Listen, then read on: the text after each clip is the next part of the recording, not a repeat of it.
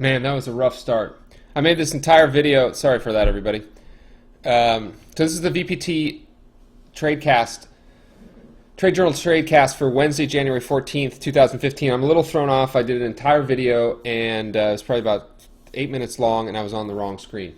So I did not have the active screen. So this is going to be a much more abridged version of the same video I just did and deleted, and it was totally useless. So, shucks. That's some good stuff in there. Anyhow, so today we closed out the options and futures model portfolios with a whopping $57 in profit, and most of that was due to a very big loss that we took on a spread trade in the YM that really got away from me. Did not handle it or manage it, broke a bunch of rules.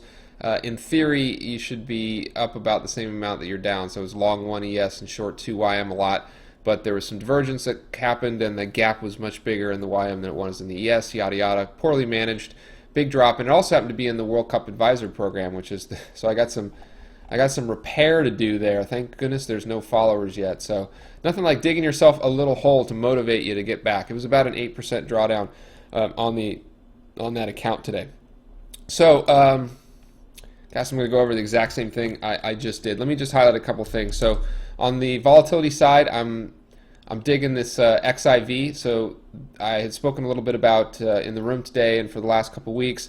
Volatility has really picked up. Obviously, anyone who's following the markets pretty closely this year has seen that. And one of the challenges really over the last couple years has been what is an ETF or ETN or way to play volatility from the long or short side without getting kind of hammered on natural decay and some of the inefficiencies that exist in those types of instruments.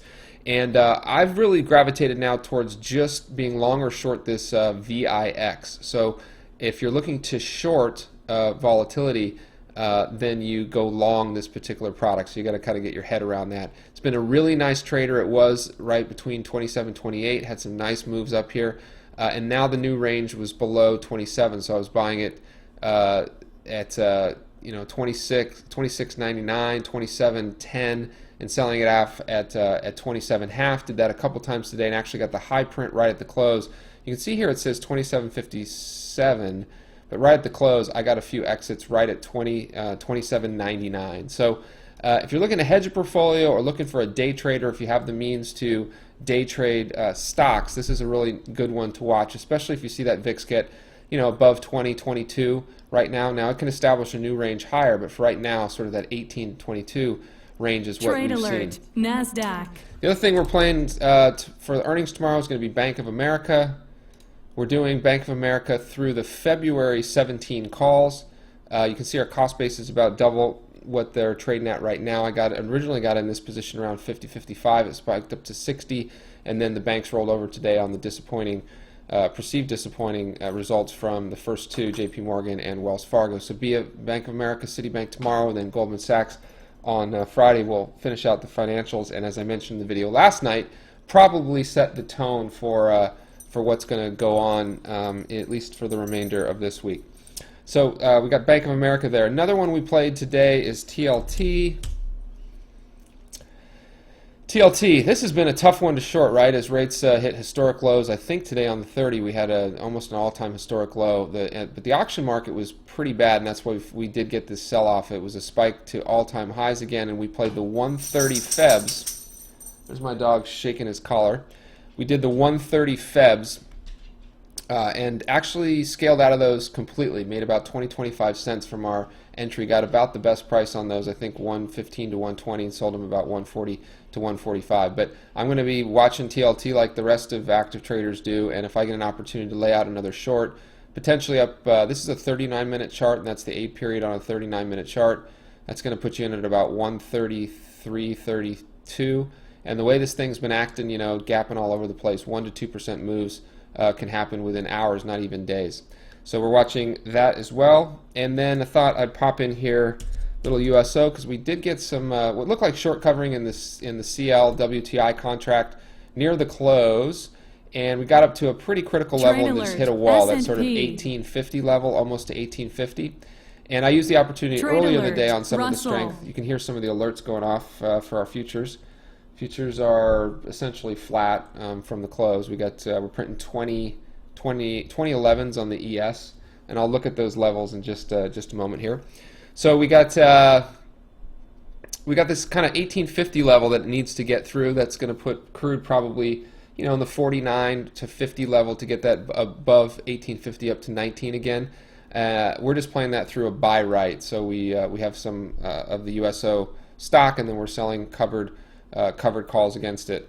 I have a lot on my list. There was no shortage of activity today, but again, we'll be playing the banks for the remainder of this week, USO, TLT, and I'll take a look at the ES in just a moment. Before I go, UGAS spiked today, of course, because I got rid of the last of that swing position. I sold it pretty close to the open, around 449, and we got a pop all the way up to about 514.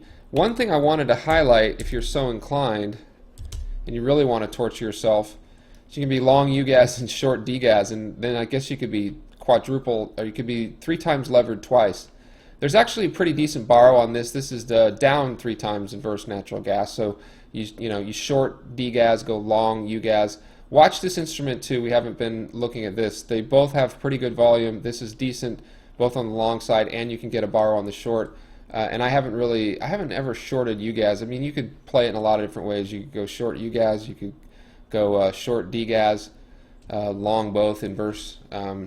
We have some folks on our desk who've been looking at Dust and Nugget as ways to play spread trades and things like that. So let's see. I'm going to switch over real quick to the lower right there. Pop this up, and I apologize, folks. I did this video already, so I'm like repeating myself and trying to figure out whether I covered the same stuff in the same order. But we'll leave here on the ES.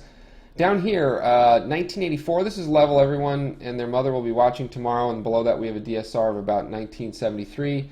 You've heard probably, if you're following the moving averages closely and torture yourself by watching CNBC all day long, you've heard a lot of folks talk about the 200-day moving average and some things on the cash markets. I think those are going to come in right around the 1965 levels.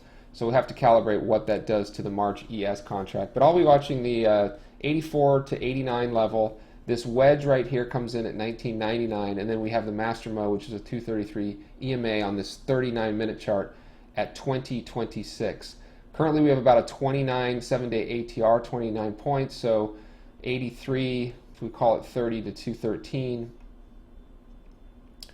Right in there is going to be your ATR range, and then you've got extensions up here. If we really get through that and have one of those sort of ripper days at any point in the next couple of days, I would say that 33 is the target, and then you have the descending wedge at the top, which is what you experience first. Probably some significant resistance. Great place to initiate shorts or take off any targets if you were fortunate to find some setups to get you long prior to that. So that's it. That's the Trade Journal Screencast recap. Let me go back over to lower left over here. Perfect. So it's Wednesday, January 14th. We do this every day, Tuesday through Friday, not every day, in the VPT Live room. You can go to VPT Live and sign up for a free 10-day trial. Find out more about how we trade options, futures, stocks, and even a little bit of foreign currency, Forex, for about 2 hours live every morning, sort of a teaching, training environment. We have a good time. We don't take ourselves too seriously. We know that trading can be kind of solitary, so we're in the midst of forming a real great community, so come check us out, VPT Live. Once again, this is Rod with VPT Live and Main Street Alpha as well. Reminding you to always trade like you mean it. You have a great evening. Thanks for listening.